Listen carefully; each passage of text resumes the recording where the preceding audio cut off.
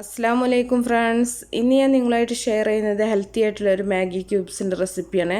ഇത് നമ്മൾ പുറത്തുനിന്ന് വാങ്ങിക്കുന്ന സമയത്ത് ഇതിൽ അജിനോമോട്ടൊക്കെ ചേരുന്നതുകൊണ്ട് തന്നെ നമ്മൾ പറയും ഹാംഫുൾ ആണെന്ന് പറയാറുണ്ട്. അപ്പോൾ വളരെ ഹെൽത്തി ആയിട്ട് അതുപോലെ വളരെ ഈസി ആയിട്ട് വീട്ടിൽ എങ്ങനെ ചെയ്തെടുക്കുക എന്നുള്ളത് കാണിക്കുകയാണ്. ഇത് അറേബ്യൻ റൈസിനൊക്കെ അത്യാവശ്യമായിട്ടുള്ള ഒരു കാര്യം തന്നെയാണ് കേട്ടോ. അപ്പോൾ റെസിപ്പിയിലോട്ട് പോകുന്നതിന് മുമ്പായിട്ട് നിങ്ങൾക്ക് ഇഷ്ടമാണെങ്കിൽ സപ്പോർട്ട് ചെയ്യാൻ മറക്കല്ലേ.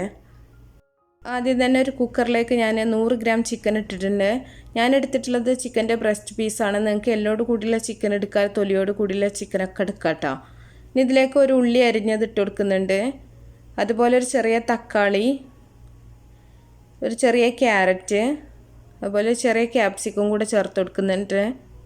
ചിക്കൻ്റെ അളവിൽ വ്യത്യാസങ്ങൾ വരുത്തണം, വെജിറ്റബിൾസിൻ്റെ അളവിലും വ്യത്യാസങ്ങളൊക്കെ വരുത്തുക. ഒരു 8 അല്ലി വെളുത്തുള്ളി ഇട്ട് കൊടുത്തിട്ടുണ്ട്. വെളുത്തുള്ളി മുഴുവനായിട്ട് തന്നെ ചേർത്തിട്ടുള്ളത്. ഒരു 2 ചെറിയ കഷ്ണം ഇഞ്ചിയും കൂടെ ചേർത്തിട്ടുണ്ട്. ഇനി ഒരു 2 ബേ ലീഫും കൂടെ ഇട്ട് കൊടുക്കുന്നുണ്ട്. അതുപോലെ ആവശ്യത്തിനുള്ള ഉപ്പും കൂടെ ചേർത്ത് കൊടുക്കുക. എന്നിട്ടിത് വേവാൻ ആവശ്യമായിട്ടുള്ള വെള്ളം കൂടെ ഒഴിച്ചിട്ട് നമുക്കിതൊരു 2-3 വിസിൽ വരുന്ന വരെ ഒന്ന് വേവിച്ചെടുക്കാം. കുക്കറിലായതുകൊണ്ട് തന്നെ പെട്ടെന്ന് തന്നെ വെന്ത് ഉടഞ്ഞ് കിട്ടും കേട്ടോ. മറ്റേത് നമ്മൾ സാധാരണ പാത്രത്തിലൊക്കെ വെക്കുകയാണെങ്കിൽ കുറേ സമയം കത്തിയിട്ട് വേണം വേവാനായിട്ട്. അതുകൊണ്ട് തന്നെ എളുപ്പത്തിൽ ചെയ്യുകയാണെങ്കിൽ കുക്കറിൽ ഇതുപോലെ ചെയ്താൽ മതി. നമുക്കിത് വേവാനായിട്ടൊന്ന് വെയിറ്റ് ചെയ്യാം.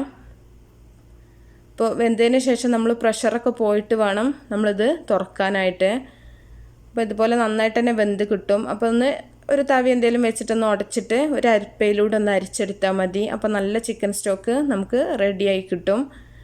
ഈ സമയത്ത് നമ്മളൊരു പാൻ അടുപ്പത്ത് വെച്ചിട്ട് അതിലേക്ക് ഒരു 2.5 ടേബിൾ സ്പൂൺ ഓയിൽ ഒഴിക്കുന്നുണ്ട്. വെളിച്ചെണ്ണ അല്ലാത്ത ഏത് ഓയിലും നിങ്ങൾക്കിത് ചെയ്യാൻ പറ്റും. ഇതിലേക്ക് 1 ടീസ്പൂൺ ഗരം മസാല ചേർത്ത് കൊടുക്കുന്നുണ്ട്. തീ കുറച്ച് വെച്ചിട്ട് വേണം നമ്മൾ മസാലപ്പൊടികളൊക്കെ ചേർത്ത് കൊടുക്കാനായിട്ട്. ഗരം മസാല എന്ന് പറഞ്ഞാൽ പട്ട, ഏലക്ക, ഗ്രാമ്പു, അതുപോലെ വലിയ ജീരകം കൂടെ പൊടിച്ചെടുത്തിട്ടുള്ളതാണ്. ഇതിലേക്ക് 1 ടീസ്പൂൺ കുരുമുളക് പൊടിയും കൂടെ ചേർക്കുന്നുണ്ട്. മുളക് പൊടി ചേർക്കരുത് കേട്ടോ. ഇനി ഒരു 1/2 ടീസ്പൂൺ മഞ്ഞൾപ്പൊടിയും കൂടെ ചേർക്കുന്നുണ്ട്. ഇനി നമുക്കിതിൻ്റെ ഒരു പച്ചമണം മാറുന്ന വരെ ചെറിയ തീയിലിട്ടിട്ട് നന്നായിട്ടൊന്ന് മൂപ്പിച്ചെടുക്കാം.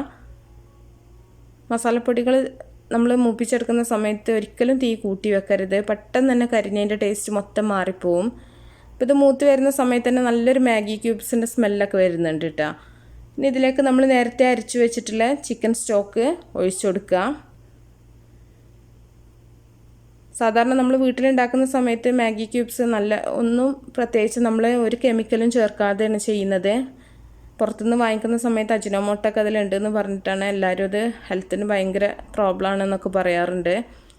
അപ്പോൾ ഇത് നന്നായിട്ടൊന്ന് തിളച്ച് വരുന്ന സമയത്താണ് നമ്മൾ ഇതിലേക്ക് കോൺഫ്ലോർ കലക്കി ഒഴിക്കുന്നത്.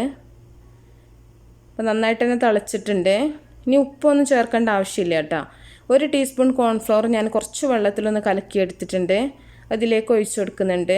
കോൺഫ്ലോർ ഒരുപാട് കൂടിപ്പോവരുത്. അപ്പോൾ നമ്മളിത് ചേർക്കുന്ന വേറെ നമ്മൾ ഈ ക്യൂബ്സ് ചേർക്കുന്ന ഡിഷൊക്കെ ആണെന്നുണ്ടെങ്കിൽ അതിൽ നമ്മളെന്തെങ്കിലും വഴറ്റിയെടുക്കുന്ന സമയത്ത് കടിക്ക് പിടിക്കൂട്ടെ ഈ കോൺഫ്ലോർ കൂടിപ്പോയിട്ടുണ്ടെങ്കിൽ. അപ്പോൾ അതൊന്ന് ശ്രദ്ധിക്കുക. അപ്പോൾ കോൺഫ്ലോർ ചേർത്തിട്ട് നന്നായിട്ട് തന്നെ ഒന്ന് കുറുക്കി എടുത്തിട്ടുണ്ട്. അപ്പോൾ ഞാൻ നന്നായിട്ട് തന്നെ തിക്കായതിനു ശേഷം തീ ഓഫ് ചെയ്യുന്നുണ്ട്. ഇത്രയും മതി. അപ്പോൾ ഞാൻ തീ ഓഫ് ചെയ്തിട്ടുണ്ട്. ഇനി നമുക്കിതൊരു പാത്രത്തിലേക്ക് മാറ്റാം. ആദ്യം പാത്രത്തിൽ കുറച്ച് ഓയിലൊന്ന് സ്പ്രെഡ് ചെയ്യുന്നുണ്ട്. അപ്പോൾ നിങ്ങൾക്ക് ഐസ് ട്രേയിലൊക്കെ വെച്ചിട്ട് അങ്ങനെ കറക്റ്റ് ക്യൂബ്സ് ആക്കി എടുക്കുകയാണെന്നുണ്ടെങ്കിൽ അങ്ങനെ ചെയ്യട്ടോ. ഞാനിപ്പോൾ ഒരു പാത്രത്തിലേക്ക് മാറ്റിയിട്ടൊന്ന് തണുപ്പിച്ചതിന് ശേഷം കട്ട് ചെയ്തെടുക്കുകയാണ് ചെയ്യുന്നത്. അപ്പോൾ നിങ്ങൾക്ക് ഫ്രീസറിൽ വെക്കാൻ താല്പര്യമില്ലാത്തവരാണെന്നുണ്ടെങ്കിൽ വെയിലത്ത് വെച്ചിട്ട് ഉണക്കിയെടുക്കാനും പറ്റും. നന്നായിട്ട് കുറുക്കിയിട്ട് ഒരു താലത്തിലൊക്കെ വെച്ചിട്ട് പരത്തിയിട്ട് നല്ല മുകളിൽ തുണിയൊക്കെ ഇട്ടിട്ട് വെയിലത്ത് വെച്ചിട്ട് നന്നായിട്ട് ഉണക്കിയെടുത്താൽ മതി. അപ്പോൾ ഇതൊന്ന് നന്നായിട്ടൊന്ന് കവർ ചെയ്ത് കൊടുക്കുന്നുണ്ട്. ഇനി നമ്മൾ ഫ്രീസറിൽ ഒരു 5-6 മണിക്കൂറെങ്കിലും ഫ്രീസറിൽ വെച്ചിട്ട് നന്നായിട്ടൊന്ന് തണുപ്പിച്ചെടുക്കുക. പിന്നെ നമ്മൾ സ്റ്റോർ ചെയ്യുകയാണെങ്കിലും ഫ്രീസറിൽ തന്നെ വെക്കുക കേട്ടോ. നമുക്ക് ആവശ്യമുണ്ടെങ്കിൽ മാത്രം ഇങ്ങനെ എടുത്താൽ മതി. അപ്പോൾ നമുക്കൊരു 6 മണിക്കൂറിന് ശേഷം ഇത് പുറത്തെടുത്തിട്ട് ഒന്ന് കാണിക്കാം. അപ്പോൾ നന്നായിട്ട് തന്നെ തണുത്ത് സെറ്റായിട്ടുണ്ട്. ഇനി നമുക്ക് വേണ്ട ഷേപ്പിൽ ഇത് കട്ട് ചെയ്തെടുക്കാം.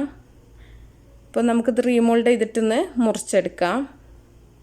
അപ്പോൾ ഞാനിവിടെ സ്ക്വയർ പീസസ് ആക്കിയിട്ട് തന്നെയാണ് മുറിച്ചെടുക്കുന്നത്. അപ്പോൾ നിങ്ങൾ ഏതെങ്കിലും മോൾഡിലൊക്കെയാണ് ഒഴിച്ച് വെക്കുന്നുണ്ടെങ്കിൽ കട്ട് ചെയ്യേണ്ടെന്ന് ആവശ്യമില്ല. നമുക്ക് എന്തെങ്കിലും ഉണ്ടാക്കുന്ന സമയത്ത് എടുത്തിട്ട് പുറത്ത് എടുത്ത് വെച്ചിട്ട് തണുപ്പ് പോയതിന് ശേഷം ചേർത്ത് കൊടുത്താൽ മതി. അപ്പോൾ ഇങ്ങനെ ഉണ്ടാക്കുകയാണെങ്കിൽ വളരെ ഈസിയാണ് കേട്ടോ.